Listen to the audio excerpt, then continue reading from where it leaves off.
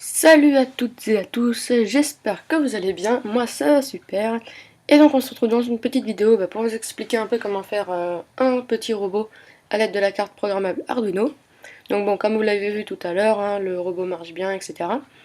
Je vais vous montrer un peu comment vous pouvez le faire. Enfin voilà, bon, c'est vrai que si vous avez plutôt des bonnes connaissances en électronique, je pense que vous allez bien y arriver.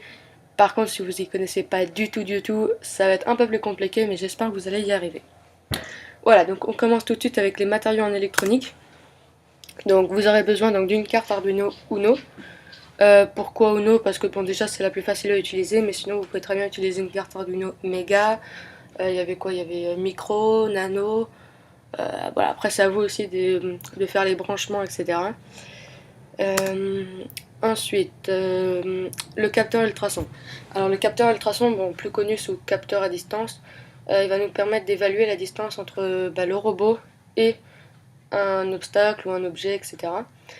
Comme ça, le robot ne va pas se prendre les objets, obstacles, voilà. Alors comment est-ce qu'il fonctionne?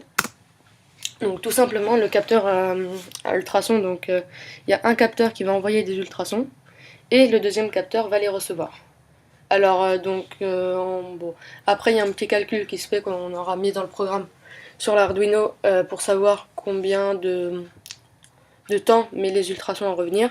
Et ensuite, le capteur sait à combien de distance il se trouve d'un objet.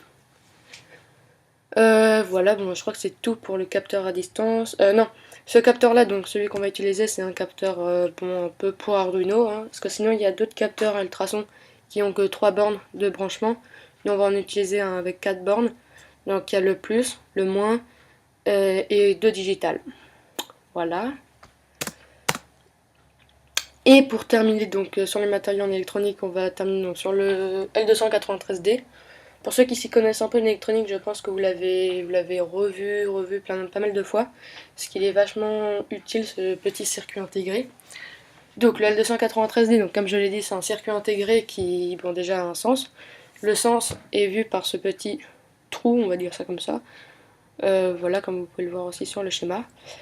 Voilà, il va nous permettre en fait de contrôler les moteurs, donc qu'ils aillent tout droit, à gauche, à droite, en arrière. Voilà, tout en restant dans le programme et tout en lui disant depuis le programme. Voilà. Donc tout de suite on se retrouve donc, pour que je vous montre les matériaux global qu'on... Donc tout de suite on se retrouve pour que je vous montre les autres matériaux qu'on aura besoin pour la fabrication. Voilà. Donc on aura besoin de câbles pour Arduino, de 2 moteurs et de 2 roues, d'une roue pivot, de scotch double face et de scotch, d'une pile de 9 volts et de son cordon, d'une batterie de 9 volts et d'un câble fait pour Arduino, d'un pistolet à colle, d'une plaque sans soudure, alors n'importe laquelle, pour les câblages Arduino.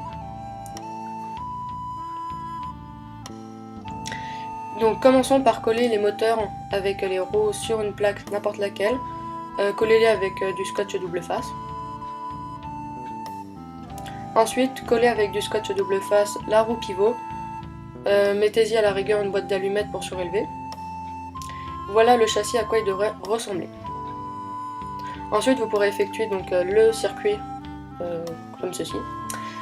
Prenez donc votre circuit et collez-le avec du scotch sur le châssis. Prenez le capteur ultrason et collez-le avec du scotch double face, de façon à ce qu'il vaille devant. Et voilà ce que ça devrait donner. Prenez vos 2 batteries,